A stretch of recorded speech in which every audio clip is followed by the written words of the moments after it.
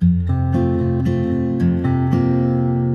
안녕하세요. 다니엘의 사담 다니엘입니다. 오늘 다룰 내용은 최근 지브리 스튜디오에서 개봉을 앞두고 있는 미야자키 하야오 감독의 영화 그대들 어떻게 살 것인가의 소식을 듣고 기대에 부푼 마음으로 바로 직전에 은퇴 작품으로 발표했었던 영화 바람이 분다를 다시 감상해봤습니다. 지금 또 새롭게 느껴지는 그런 점에 대해서 한번 이야기를 해볼까 합니다. 우선 이 영화는 미야자키 하야오 감독의 영화 중에 유독 그 논란의 여지가 많은 그런 영화인 것 같아요. 시대적 배경도 세계 2차 대전을 다루고 있고 주인공 호리코시 지로를 등장시키는데 실제 일본의 제로센이라는 비행기를 만든 인물로 미야자키 하야오가 이 영화를 통해서 일본의 전쟁을 미화시키려고 한다, 이런 논란이 있었던 작품인데요. 이 영화로 인해서 미야자키 하야오 감독은 극우라는 프레임이 씌워지기도 하는 그런 영화가 되겠습니다. 저는 이 영화를 보고 느낀 점이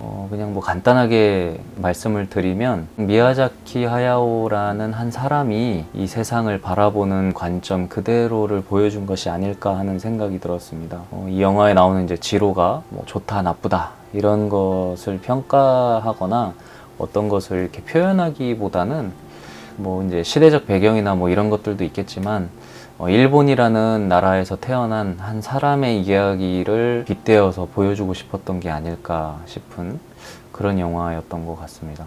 영화는 시작과 동시에 한 문구가 이렇게 뜨는데 바람이 분다, 살아야겠다, 폴 발레리, 이렇게 문구가 하나 나오면서 영화가 시작이 되죠. 폴 발레리는 1871년 프랑스에서 태어난 시인이자 철학가인데요. 그 해변의 묘지 마지막 부분에 나오는 구절로 제가 불어는 할 줄 몰라서 그 자막을 띄웠습니다. 이 부분을 그 한글로 번역한 부분이 바람이 분다, 살아야겠다 입니다.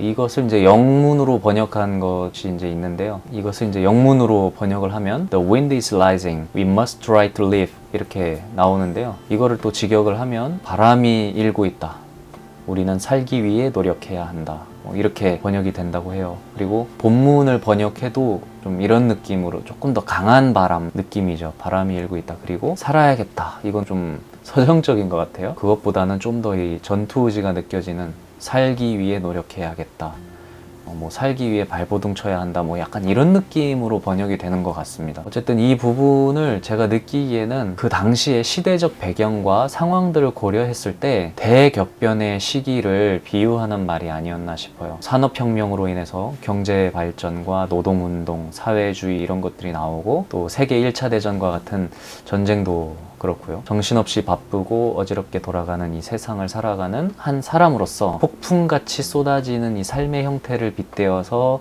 그러한 구절이 나온 게 아닌가 싶은 생각이 들었습니다. 아마 그러한 의미로 미야자키 하야오 감독이 영화의 전체적인 핵심을 담은 구절로 선택을 한 게 아닐까 하는 생각이 들었습니다. 이러한 시대적 배경과 상황을 전제로 깔아두고 영화를 시청하면 이 영화의 매 장면들이 새롭게 보이지 않을까 합니다. 폴 발레리의 그 구절 이후로 지로의 꿈으로 영화가 바로 시작이 되는데요. 비행기에 대한 로망이 있어서 그 꿈을 꾸는 지로의 모습이 나오는 것 같아요. 영화를 처음 봤을 때는 그냥 어린아이의 꿈? 그렇게 제가 봤었는데 이 공부를 하고 다시 보니까 좀 슬프게 느껴지더라고요. 그 장면이. 당시 시대적 배경이 이 세계 2차 대전에 가까운 그 시기니까 일본 정부는 그 대제국 건설이라는 굉장히 허망한 꿈을 꾸고 있었을 때이고 이에 가장 필요한 부분이 그 해상과 해공을 장악하는 부분이었다고 해요. 전쟁에서 승리하기 위해서 모든 에너지를 그쪽에 이제 쏟아 부은 거죠. 이로 인해서 그 세계 최초로 뭐 실전에 배치된 항공모함을 만들어낸 국가이기도 하다고 하더라고요. 항공모함도 있으니까 또 실전에 투입될 비행기를 띄우면 되는데 관련해서 조종사들을 모집을 많이 해야 되잖아요. 그래서 제도적으로 그렇게 학교 수업에 그 파일럿 관련된 수업들을 진행을 하면서 그 어린 아이들에게 어렸을 때부터 그 파일럿에 대한 꿈을 갖고 그 동경을 하게끔 주입을 시킨 거죠. 주입식 교육을 한 거죠, 결국에. 어떻게 보면 이게 사상 교육일 수도 있겠는데 어쨌든 그 당시 일본의 청소년들의 장래희망 1위가 파일럿이었다고 합니다.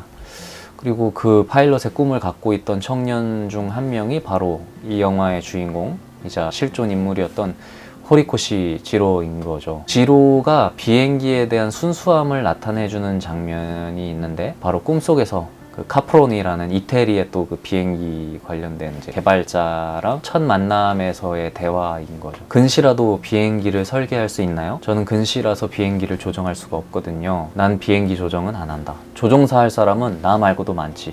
난 비행기를 만드는 사람이야. 설계사지. 비행기는 전쟁의 도구도 장사의 수단도 아니다. 비행기는 아름다운 꿈이고 설계사는 꿈을 형태로 만드는 사람이다. 이러한 대화를 꿈속에서 나누며 잠꼬대로 대답을 이제 크게 하이! 이렇게 할 정도로 그 비행기에 대한 큰 꿈을 갖고 있는 청소년이었다는 것을 보여주는 장면이었습니다. 이 영화에서는 전체적으로 꿈에 대한 내용이 굉장히 많이 나와요. 꿈이라는 것은 우리가 두 가지 의미로 많이 사용되곤 하죠. 첫 번째는 우리가 잠을 잘 때 그 렘 수면 상태에서 꾸는 꿈, 한 3번에서 4번의 사이클이 있다고 하죠. 그렇게 꾸는 꿈이 있고, 두 번째는 우리가 현실 세계에서 희망과 목표를 설정하고 그 바라보는 그 꿈이라는 것이 있죠.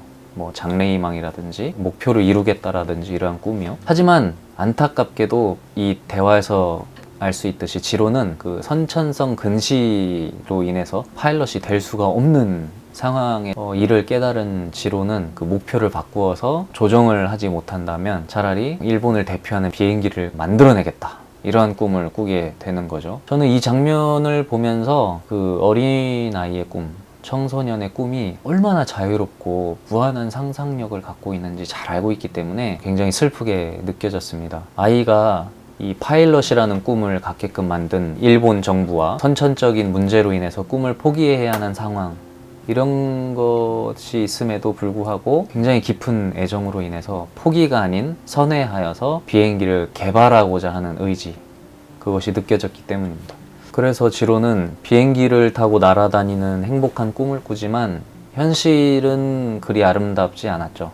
일본은 전쟁을 하는 중이었고 비행기는 전쟁에서 상대를 쓰러뜨리는 잔인한 무기일 뿐이었으니까요. 그렇게 결국 지로는 사람을 죽일 수밖에 없는 무기를 만들어야 하는 운명에 처해진 것이죠. 물론 윤리적인 부분을 생각했다면 조종사가 죽을 수밖에 없는 비윤리적인 비행기를 만든다는 사실을 알았다면 충분히 본인의 도덕성을 생각하며 개발을 포기할 수도 있는 선택지가 있었을 텐데, 그래서 이 부분도 영화에서 암시를 하는 부분들이 있습니다. 꿈에서 아까 만났던 카프로니 백작이 이런 말을 하는 그 장면이 있어요. 이렇게 날아가는 비행기를 바라보면서 저중 절반도 돌아오지 않지. 적의 도시를 불태우러 가는 거다. 또는 하늘을 날고 싶다는 인류의 꿈은 저주받은 꿈이기도 하지. 비행기는 사륙과 파괴의 도구가 되는 숙명을 가지고 있네. 자넨 어떻게 할 텐가? 뭐 이런 질문을 하는 대사가 있어요. 그래서 이에 지로는 전 아름다운 비행기를 만들고 싶어요 라며 꿈을 접지 않는, 그러니까 의지를 보여주는 거죠. 이 부분을 제가 보면서 느낀 거는 약간 광기로 느껴졌어요. 비행기를 사랑하기 때문에, 사랑하는 설계자였기 때문에 그냥 그 꿈을 이루고 싶은 거예요. 그 자신의 행동으로 인해서 벌어질 다음에 어떠한 일들, 이런 거는 생각하지 않는 거죠. 제가 가장 무서워하는 사람들의 한 부류인데 굉장히 순수한 꿈을 갖고 있는 사람들이 있죠. 그 맑은 눈의 광인이라고 일컫는 사람들, 내가 하고 싶으니까 한다는데 왜 그것을 가지고 이상하게 사용하는 당신들이 잘못된 거 아니야? 이렇게 생각할 수 있다는 거죠. 물론 틀린 말은 아닐 수 있어요. 하지만 그때의 시대적 상황을 고려했어야 했고, 그뿐만 아니라 이미 개발되는 비행기가 어디에 사용되는지 알고 있는 상황이었기 때문에 지로는 지금까지도 그 역사적으로 좀 이기적인 인물로 묘사되고 있는 거죠. 정말 순수하게 비행기를 제작하는 사람이었다 하더라도 의도를 떠나서 욕심으로 인해서 이를 그냥 진행시킨 부분에서 저도 별로 좋게 보고 싶지 않습니다. 그 이후에 또 다른 꿈에서 만나며 물어보는 대사들이 있어요. 카프로니가 폴 발레리의 그 구절을 또 인용을 해서 바람은 아직 불고 있나 일본의 소년이요. 네, 엄청난 바람이 불고 있어요. 그러면 살아가야 한다. 바람이 분다. 어떻게든 살아야 한다. 그러니까 결국에 이 대사가 의미하는 거는 지로가 뭐 어쨌든 시대적이나 뭐 그런 여러 가지 환경들 속에서 지진부터 해서 화재부터 해서 그런 여러 가지 역경과 고난들 그런 것들이 있음에도 불구하고 계속 자기의 길을 가야 된다 뭐 이런 의미인 거죠. 결국 지로는 미쓰비시에 채용이 되는데 결국에는 그곳에서 훗날 카미카제로 유명한 전투기 제로센을 설계하게 되는 거죠. 이 제로센에 대한 부분도 좀 찾아보니까 그 일본의 수뇌부에서 비행기 제작사 미쓰비시와 나카지마 대표에게 그 신형 전투기 제조를 의뢰하면서 제시한 요구서가 있는데 당시 일본의 기술력으로는 터무니없는 제안이었다고 해요. 결국에 나카지마가 포기를 선언하면서 남은 미쓰비시가 비행기 제조를 맡게 되었다는 뭐 그런 이야기가 있더라고요. 어쨌든 이 지로가 제로센을 설계를 하게 되는 그 과정들이 이 영화에 담겨 있는데 지로가 어느 날 꿈에서 만나는 카프로니 말고 카스토르프라는 인물을 만나게 됩니다. 그리고 그 카스토르프는 이렇게 얘기를 해요. 융커스 박사가 쫓기고 있어요. 정부와 싸우고 있습니다. 파멸이죠. 히틀러 정권과요? 그건 깡패 집단입니다. 중국과의 전쟁 잊어요. 만주국 창설 잊어요. 국제연맹 탈퇴 잊어요. 세계를 적으로 돌리는 것 잊어요. 일본은 파멸합니다. 독일도 파멸합니다. 독일은 또 전쟁을 하나요? 그래요. 막아야 해요. 이런 식으로 대화를 합니다. 결국 주변의 인물들이 계속해서 이 지로에게 의미심장한 메시지를 보내는 연출이 나오고 있어요. 그래서 지로를 이렇게 흔드는데 지로는 결코 흔들리지 않습니다. 그저 그럼에도 나는 나의 길을 가야 한다. 이런 느낌으로 계속해서 보여지고 있는 것 같아요. 카스토르프가 언급하는 토마스만의 마해산과 그 지로가 읊조리는 크리스티나 로제티의 누가 바람을 보았는가 등 이러한 문학적인 부분들이 영화 전반에 녹아 있는데 이는 보는 이로 하여금 그 인간의 삶의 흐름에 대한 본질적인 질문을 계속해서 던지는 것 같아요. 그것을 이 지로의 삶을 통해서 묘사를 해주는 것 같고요. 그렇기에 이 영화 내내 참 아이러니한 부분들이 많습니다. 전쟁을 위한 비행기를 설계하면서 지로는 연구원들과 그리고 친구 혼조 등 다양한 인물들과 설계에 대한 이야기를 할 때마다 전쟁에 대한 역할, 그 다음에 성능 이런 이야기들을 많이 나누죠. 근데 그러면서 또 한편으로는 이러한 대화를 나눕니다. 어디와 전쟁을 할까? 중국, 소련, 영국, 네덜란드, 미국. 파멸이군. 우린 무기장사꾼이 아니라 좋은 비행기를 만들고 싶을 뿐이야. 그렇지. 이런 식으로 전쟁을 하기는 하는데 어디랑 하는지 따위는 중요하지 않다. 일본이 파멸의 길로 들어가는 건 불보듯 뻔하지만 나는 비행기가 좋고 좋은 비행기를 만들고 싶기 때문에 내가 하고 싶은 일에 최선을 다할 뿐이다. 이런 마인드는 사실 굉장히 위험하죠. 이처럼 그 지로는 굉장히 이기적인 인물로 계속해서 이 영화에서 묘사가 되고 있습니다. 그 또 다른 주인공이죠. 그 사토미 나오코라는 그 여성 주인공이 나오는데 서로가 영화 첫 만남에서부터 꾸준히 이어지면서 그 서로의 사랑이 싹트고 결혼을 했지만 그 결핵이라는 시한부 인생을 사는 나오코를 뻔히 알면서 지로는 방치를 하고 있습니다. 왜? 본인의 제로센 완성을 위해서. 가족과 주변 친구들이 너무하는 거 아니냐는 말에도 지로는 그냥 어쩔 수 없다는 말로 합리화시켜버리죠. 결국 나오코는 본인의 죽음을 직감했는지 어느 날 사라져 버립니다. 그렇게 또 한 번 바람이 불어오고 동시에 이 제로센이 완성된 모습을 보여주는데 그 이후에 불바다가 된 어느 마을의 모습이 나오면서 산산조각이 나서 산처럼 쌓여있는 제로샌드 그 위에서 카프로니와 지로가 마지막 만남을 갖습니다. 카프로니가 이렇게 말을 걸죠. 드디어 왔군 일본의 소년이여. 자네의 10년은 어땠나? 최선을 다했나?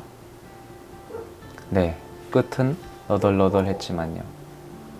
나라가 망했으니까 자네의 제로가 저거군 하면서 하늘에 그 제로센에 타고 어딘가로 향하는 파일럿들이 지로한테 경례를 하고 쭉 가는데 이것들이 쫙 모이면서 그 보여지는 이미지가 마치 그 지로가 그동안 제로센 개발을 위해서 수없이 던졌던 그 종이 비행기들이 한꺼번에 다 같이 모여서 나는 것 같은 그러한 모습들이 이렇게 연출이 되는데, 그 모습을 보면서 카프로니가 정말 아름다워, 잘했어, 한 대도 안 돌아왔어요, 가기만 할 뿐 돌아오지는 않도다, 비행기는 아름다워도 저주받은 꿈이야, 하늘은 전부 삼켜버리지.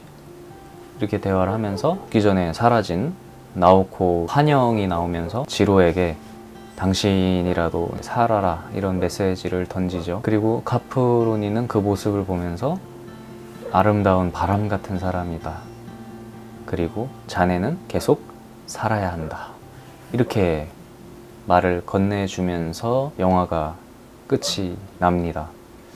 저는 이 마지막 장면을 보면서 그 전쟁을 미화시키고 합리화시킨다? 그런 것보다는 좀 다른 느낌을 받았어요. 호리코시 지로는 나쁜 의도를 가진 사람은 아니었다고 생각을 한 것 같아요. 그래서 이 미야자키 하야오 감독은 어른의 마음으로 또 다른 이 지로들에게 메시지를 보내는 게 아닌가 싶었습니다. 본인의 이기심으로 인해서 다른 사람이 피해를 볼 수도 있지만 최선을 다해서 산 것이 잘못은 아니다, 이렇게 말을 해주려고 했던 것이 아닌가 싶어요. 우리 모두가 그렇게 살고 있기 때문이라고 저는 생각이 들었습니다. 좁게 보면 우리 개개인의 삶이고 크게 보면 역사의 길이 남을 오점이 될 수도 있겠죠. 저는 이 지로를 보면서 그 비운의 천재라는 단어가 떠올랐습니다. 열정과 센스가 있던 천재였지만 일본이라는 나라에서 태어났고 전쟁과 함께 살 수밖에 없었던 공간적, 시간적 환경 등이 그는 어쩌면 이미 태어나는 순간부터 운명이 정해져 있던 것은 아닐까 싶습니다. 누구나 시점이 다르죠. 예를 들면 이순신 장군님은 우리에게 있어서 난세의 영웅이지만 일본에게 있어서는 조선을 침략하는 것에 걸림돌이자 악마로 묘사되는 인물이거든요. 그 역사를 잊은 민족에게 미래는 없다라는 말이 있잖아요. 저는 이 말이 그 자국의 역사뿐만 아니라 타국의 모든 역사도 함께 포함이 되는 말이라고 생각을 합니다. 우리 인류의 과거를 되짚어보고 그 안에서 반성과 더 나은 미래를 위한 협업과 상생, 이런 것들이 중요한 시점이라고 생각이 들어요. 그렇기 때문에 저는 이 영화도 그 역사 왜곡이라든지 미화가 아닌 그 미야자키 하야오 감독이 바라본 일본의 모습을 그대로 나타낸 것이 아닌가 하는 생각이 들었던 겁니다. 그리고 그 작중에 제가 또 재미있게 살펴본 장면이 두 가지가 있는데요. 첫 번째는 그 지진과 화재가 나는 장면인데, 그 일본의 역사의 1657년 에도가 급격하게 도시화가 되면서 그 좁은 땅덩어리에 많은 사람들이 들어오니까 막 집을 이렇게 따닥따닥 붙여서 지었나 봐요. 어느 날 화재가 발생하는데 이 완전 밀집화된 것도 있지만 일본은 또 오래전부터 지진이나 이런 것들로 인해서 목조 주택을 많이 짓잖아요. 그러다 보니까 한번 불이 붙으니까 막 화재의 규모가 뭐 어마어마했다 하더라고요. 그래서 그 대피하는 인파에 휩쓸려서 짐차에 뭐 깔려 죽는 사람이 있을 정도로 이 굉장히 대혼란이었다고 하는데, 그 화재가 뭐 메이레키 대화재라고 하더라고요. 그 이후에도 화재가 자주 있긴 있었는데 이미 한번 그 대화재를 경험해 봤기 때문에 의연하게 대처하는 지경에 이르렀다고 하더라고요. 그리고 그런 여러 번의 화재를 통해서 점점 도시가 화재를 좀 더 보완할 수 있는 이러한 모습들로 성장을 하면서 현재 도쿄의 모습으로 자리를 잡게 되었다고 합니다. 이러한 모습이 영화에서도 나오거든요. 지진과 화재로 인해서 막 이렇게 사람들이 패닉에 빠진 모습보다는 매뉴얼이 있는 것처럼 마치 사람들이 뭐 그렇게 눈이 조금 당황한 것 같긴 한데 막 그렇게 큰 혼란은 없고 착착착착 이렇게 막 움직이는 그러한 인파들의 모습. 화재가 끝난 이후에 굉장히 빠른 속도로 그 도시가 복구되는, 재건이 되는 그러한 과정들의 모습이 나오죠. 혼조와 지로가 식사를 하면서 그런 대화도 나누잖아요.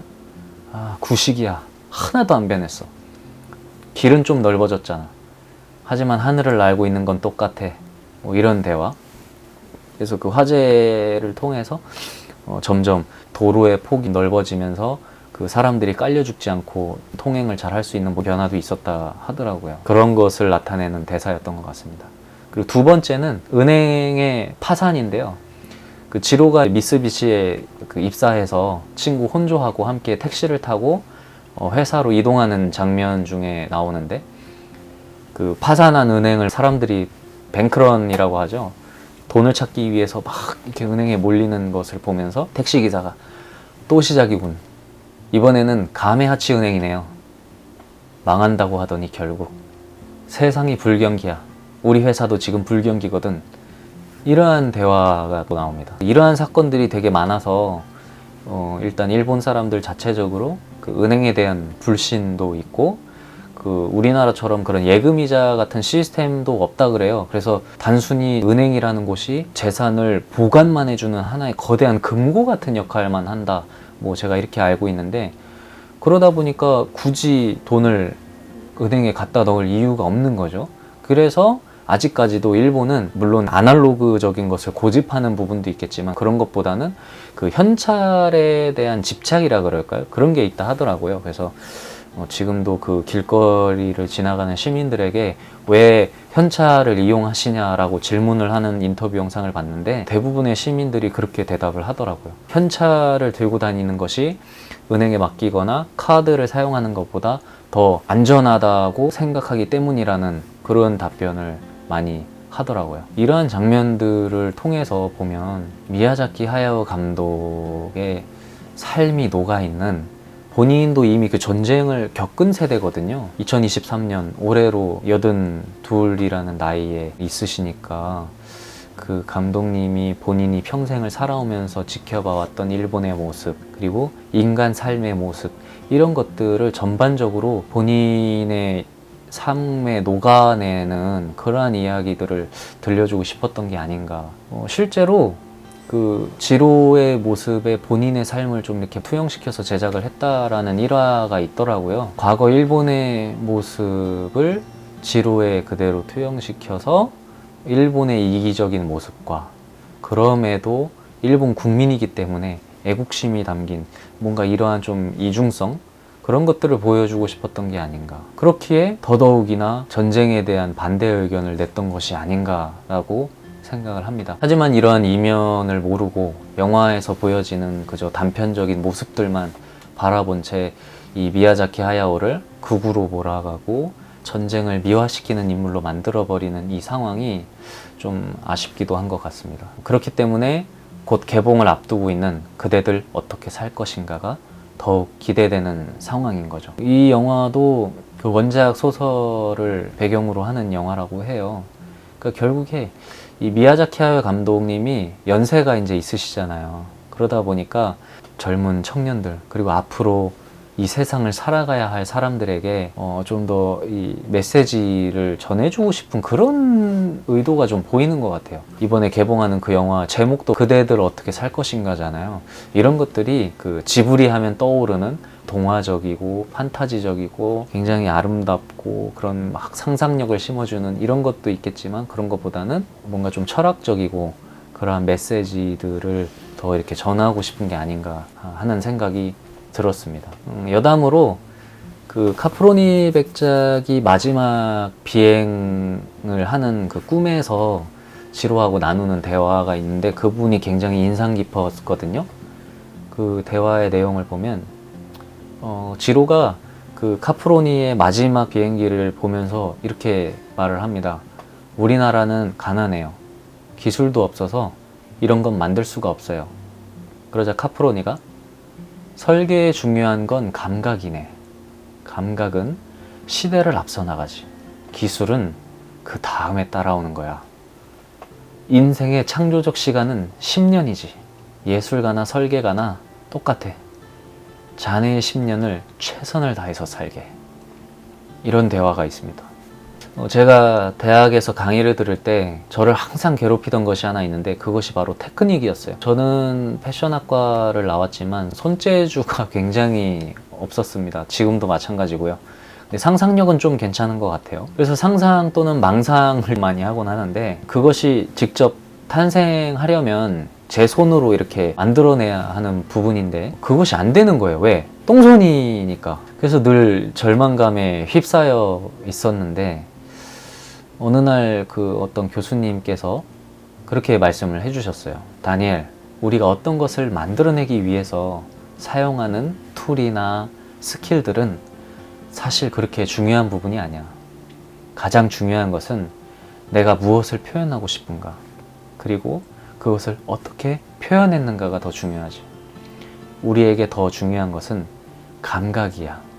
그게 센스지. 저는 그날 이후로 지금까지도 그 결과물의 퀄리티에 대해서 그렇게 집착하지 않게 되었습니다. 오히려 그 자신감이 생기기 시작했죠. 내가 표현하고 싶은 게 무엇인가, 그리고 최선을 다했는가에 대한 확신이 있었거든요. 저 대화를 보면서 그때 교수님이 해주신 그 말씀이 떠올라서 한번 이야기를 해봤습니다. 우리의 인생은 선택의 연속이고 어떤 마음가짐을 하고 사느냐에 따라서 달라지는 것 같아요. 긴 영상 봐주셔서 감사합니다. 다음에 또 재미있는 이야기로 찾아뵙도록 하겠습니다. 감사합니다.